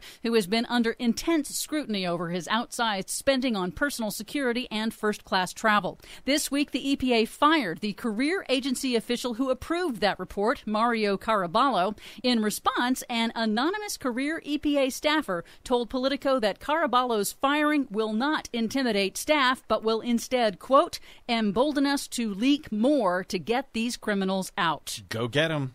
Senate Democrats on Wednesday formally called for Pruitt to resign or be fired over his multiple ethical scandals and questionable spending. They also announced an attempt to block a confirmation vote of Trump's nominee for the number 2 spot at EPA. If confirmed, Andrew Wheeler, a coal industry lobbyist and a climate science denier, would take over the EPA should Pruitt exit. But as with Pruitt's confirmation vote last year, Democrats may not be able to muster the votes to block Wheeler. This week, 2 coal state Democratic senators, Heidi Heitkamp of North Dakota and Joe Manchin of West Virginia, announced they would support Wheeler's confirmation. Incredible. Finally, in an interview with WGBH in Boston, former Obama EPA Administrator Gina McCarthy says that while Pruitt has succeeded in attacking science on behalf of polluting industries and appearing to be effective, the good news is that so far Pruitt has only launched the process of rolling back major environmental and public health standards, and that can take years and could very well be overturned in court. However, she says the bad news is that much damage can be done in the meantime. And when he talks about his success, all he talks about is how much he has saved business, as if allowing more pollution wouldn't cause lives to be damaged and health to be damaged. He's doing a terrible job. But he's doing the job he was hired to do. For much more on all of the stories we covered today and the ones we couldn't get to, check out our website at greennews.bradblog.com. Don't forget you can download our reports anytime via Stitcher, TuneIn, or iTunes. Find us, follow us, and share us worldwide on the Facebooks and the Twitters at Green News Report. I'm Brad Friedman. And I'm Desi Doyen. And this has been your Green News Report.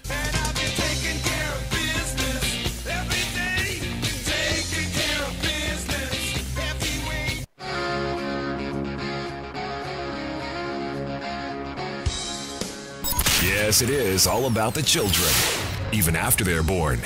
Rick Smith.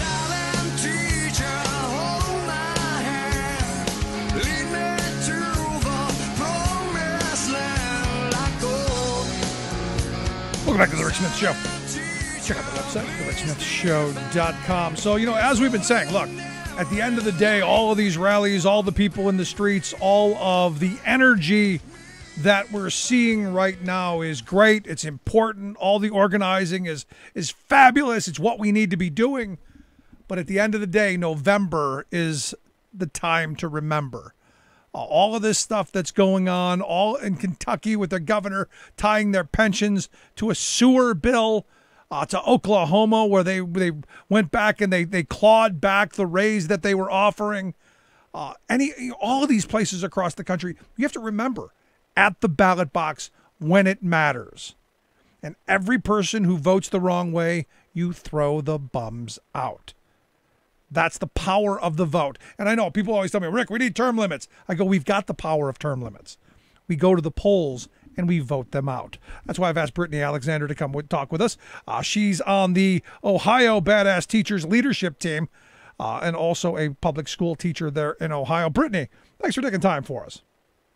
Yeah, absolutely. Thank you for having me. So, you think I'm on base here? I mean, at the end of the day, all of this energy is fabulous. I love seeing it. I love seeing people marching in the streets. I love seeing people chanting and carrying signs and all of that. But at the end of the day, it's not going to mean a whole lot of much if we don't have legislative wins and push policy that's going to make all of this stuff better.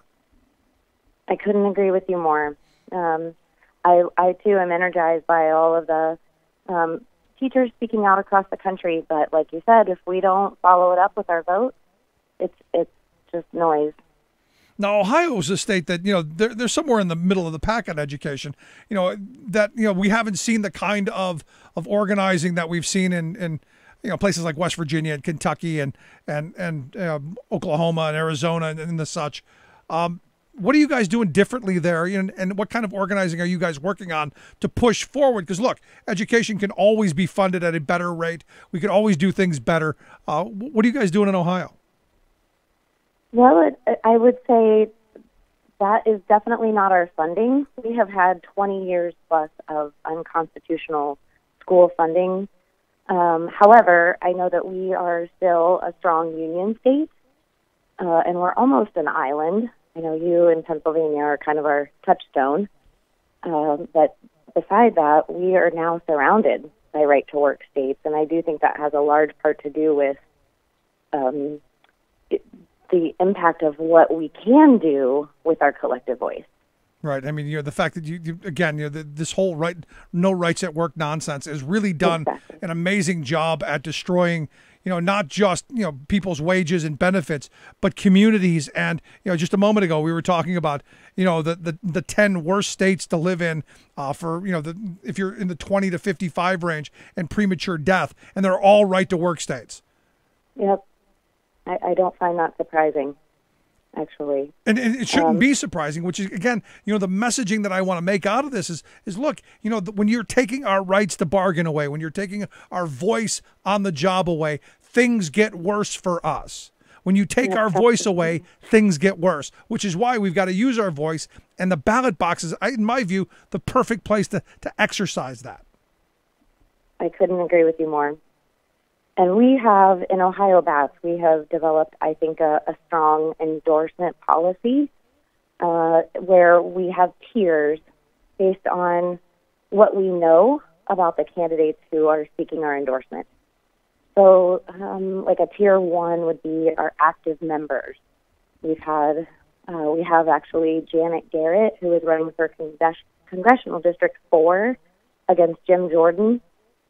I'm sure you know that name. He's a horrible guy. I mean, I don't normally say that about people, but he's one of those. He's one of those far right Tea Party types that I'm just not. Please get her in there. Exactly. So there are people like that we know and are active members of our group. And then we have a tier 2 members that are, well, they're actually, not members, but we have members that can vouch for them, have evidence of them supporting the mission of BATS. And in that, we have endorsed a candidate for governor, Senator Joe Schiavone, who is a state senator from the Youngstown area. And he has been a champion of public education in our state house. So that is one. And then our tier 3 candidates their education policies are less well known to us. So they would complete a questionnaire, and then we vote on whether we will endorse them or not. Right. You said a moment ago, if they meet your mission. For those who may not know, tell us what the mission of the Badass Teachers is. Sure, absolutely. Mainly, I would say we fight for equity in public education, in policy, in funding, culturally relevant curriculum, all the way down. Wraparound services, things that are educator-led and child-centered.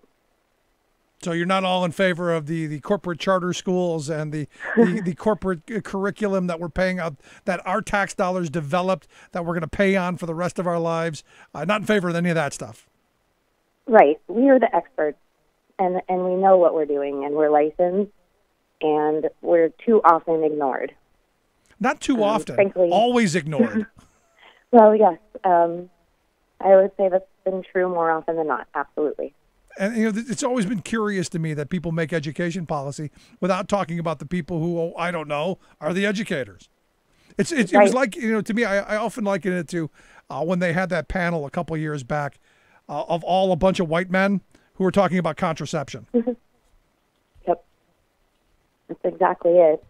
And it shows in exactly the direction that we're heading. We have students who are graduating and they're not able to think critically because we have been forced to focus so much on testing and, growing them on their tests and not really thinking about soft skills and things that make them successful in their real life. And it just has to stop. So how do we get to that? I mean, I love the fact that you guys are endorsing candidates. And once someone gets your endorsement, what does that mean for them? We work very hard to share their message and share all of their events, attend their events.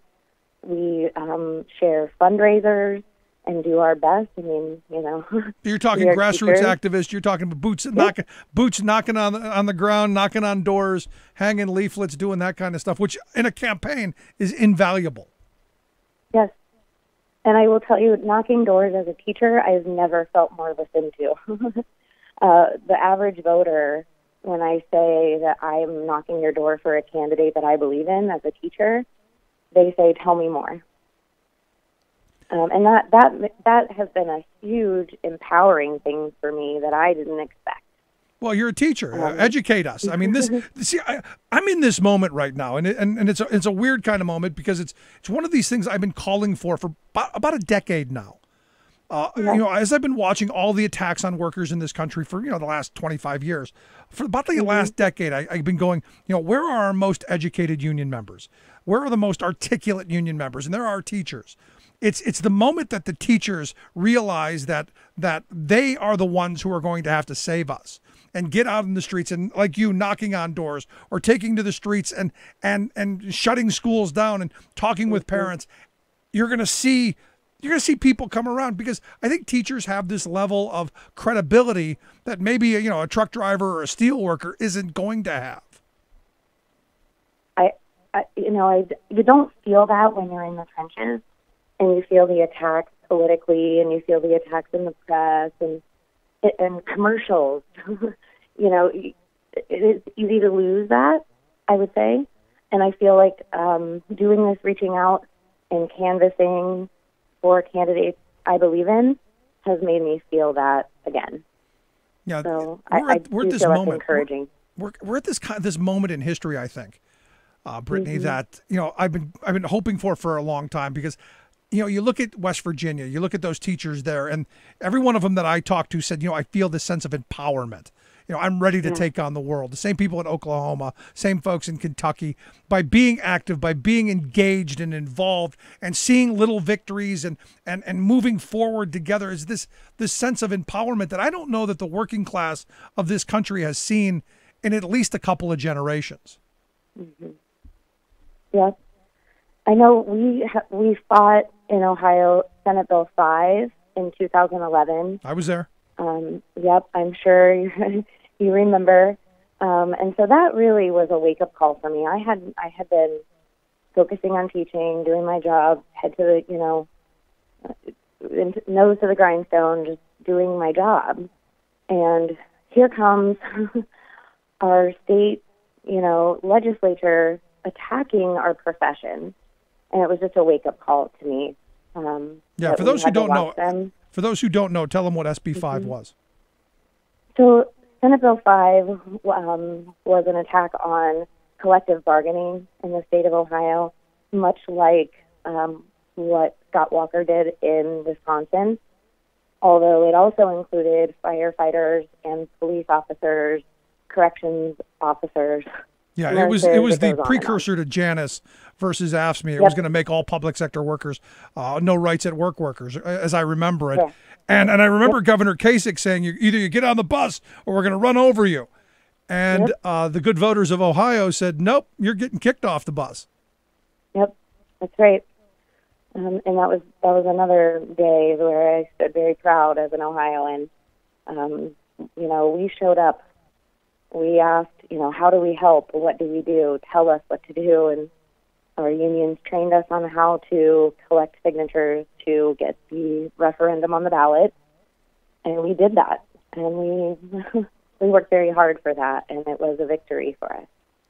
But the fight continues. No, absolutely, it continues.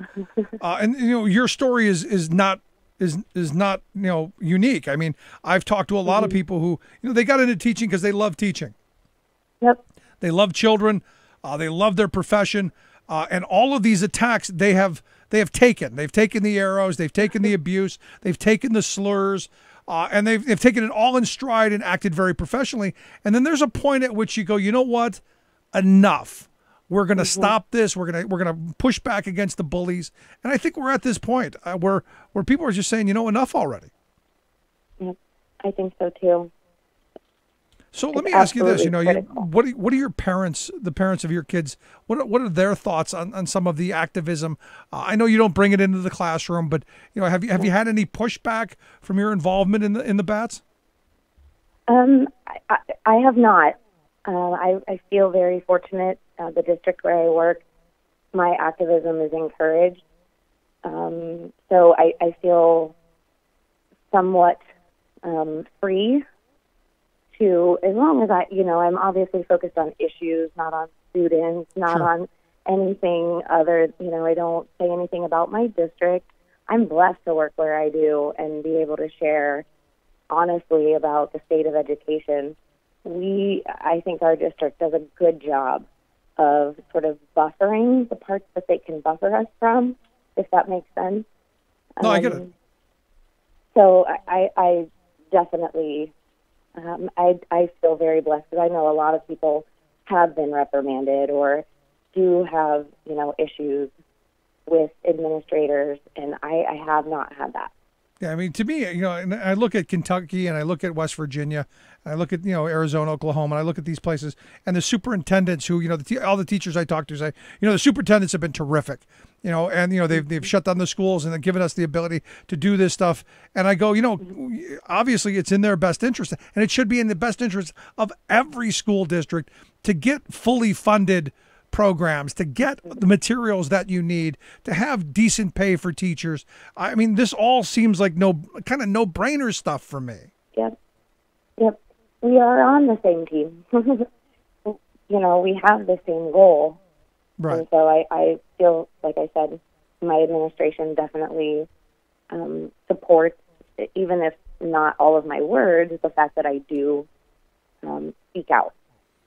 Last question I've got for you, for teachers out there who may be listening. I mean, at the end of the day, politics, when I was in school, my government teacher, quite eloquently put it, government decides who gets what. This government we've got now seems to have decided that the wealthy get more and our kids get less. I think that's a lesson that we need to be pushing forward. And so what message would you send out to teachers? What lessons have you learned? What would you want other people to know? I often hear a lot of teachers tell me they don't want to be political, and I get it. It's ugly. It's emotional because where I think politicians see numbers, we see faces. And so I just would tell every educator, we have to speak up together. It's time. It's not fun all the time. It's not it's not what I want to be doing, but we have to. Yeah. We literally, I think everything is riding on. I think, like you said, we're at this precipice. We're at this moment where we really can push for better, and we want that. And don't forget to vote. Voting. Vote. Vote. That's the important thing. And November 6th in Ohio. There you go. Brittany, I appreciate the time. I wish you the best. Great stuff. Thank you, Rick. Good stuff, Brittany. And look, I look at this and, you got to remember to vote. That simple. Thank you, Brittany Alexander, Ohio Bat Leadership Team member. Look, join your local bats. Love those folks. Let's take a quick break. Right back after this. Stick around. You're listening to The Rick Smith Show.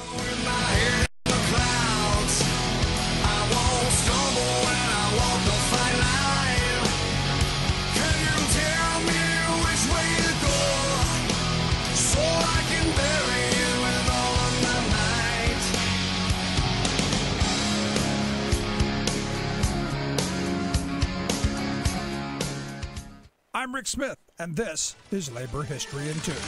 On this day in labor history, the year was 1934. That was the day that workers at the Toledo Auto Light Factory decided to go on strike. The company made electric starters for the auto giants in nearby Detroit. The punishing effects of the Great Depression had hit the auto industry hard. Unemployment in the industrial city of Toledo soared. At the auto light plant, workers faced increased scrutiny from their bosses, who knew hundreds of eager-to-work laborers stood at the ready just outside the plant's gate, ready to take the job of anyone who dared to complain. Philip Croth and Margaret Beagle recalled the working conditions in an oral history of the strike, saying, "Under observation, even into the toilets, workers found themselves sneaking a bite to eat or a puff of a cigarette, aware that they would be fired if discovered." One of the most hated practices by management was known as the bench. Workers were told to sit on a bench where they would wait until they were needed to perform a job. Once that job ended, they went back to the bench, being paid for only the time spent while working. Faced with such conditions, the workers had had enough and went out on strike.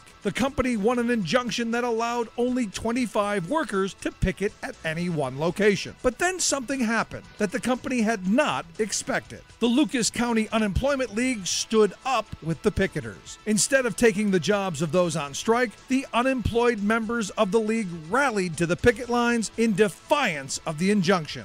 In late May, picketers and the National Guard clashed in what became known as the Battle of Toledo. Finally, on June 2nd, the strike was settled. The workers had won a 5% raise and union recognition. Today's Labor History in 2 brought to you in memory of Carol Hillman, a passionate friend of workers and volunteer of the Illinois Labor History Society and The Rick Smith Show. Remembering that united we bargain, divided we beg. Rick Smith. To this battle, take my union gun. Gonna end this world of slavery, for this war is one you're bound to lose.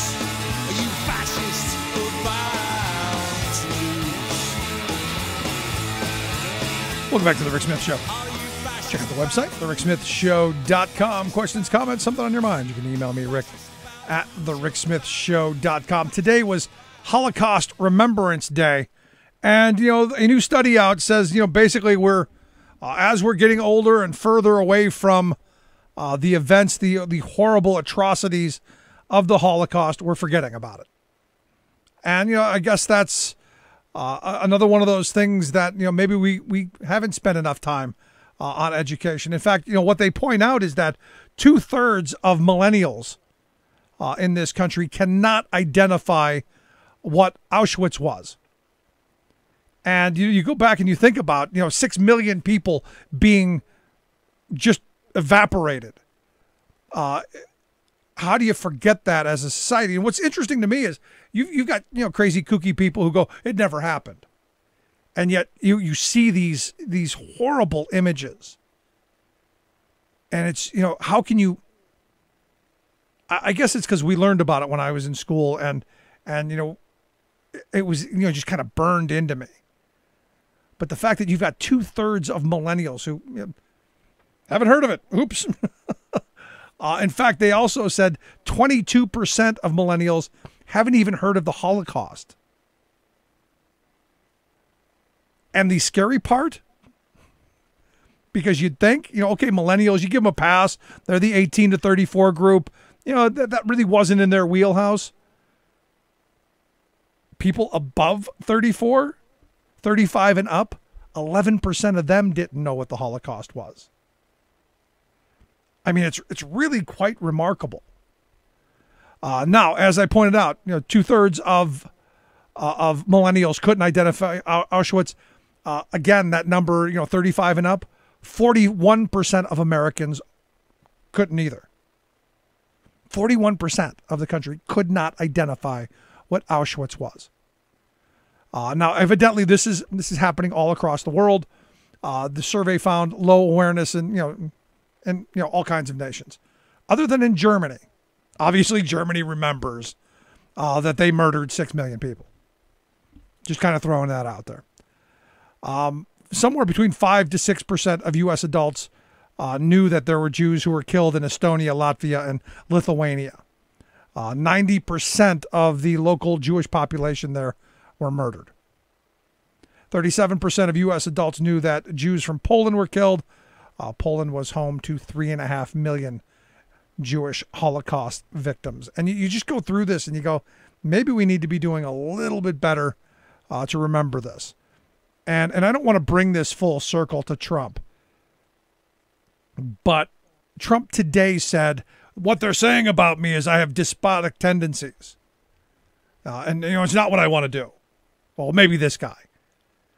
And I looked at that statement and, that kind of just flushing it away as someone who most certainly has despotic tendencies. And the reason we learn the history of this and the reason it's so important is because we never want to repeat it again. And we never want to repeat it to the point to where, maybe we're the ones doing it. Just kind of a thought. If you missed any of today's program, thericksmithshow.com, that's where you go to get the podcast. The Rick Smith Show app on the smartphone. Take the program on the go wherever you go. And as always, you can email me, Rick, at thericksmithshow.com. Lots and lots to get to tomorrow. Cannot wait. Our weekend in review. We're going to talk more about Kentucky, all kinds of stuff. If you've got thoughts, questions, comments, Rick at thericksmithshow.com. Thanks so much for tuning in. We'll see you back here tomorrow. You've been listening to The Rick Smith Show. Together, we can make America better. Email Rick at thericksmithshow.com or interact with us anytime at The Rick Smith Show.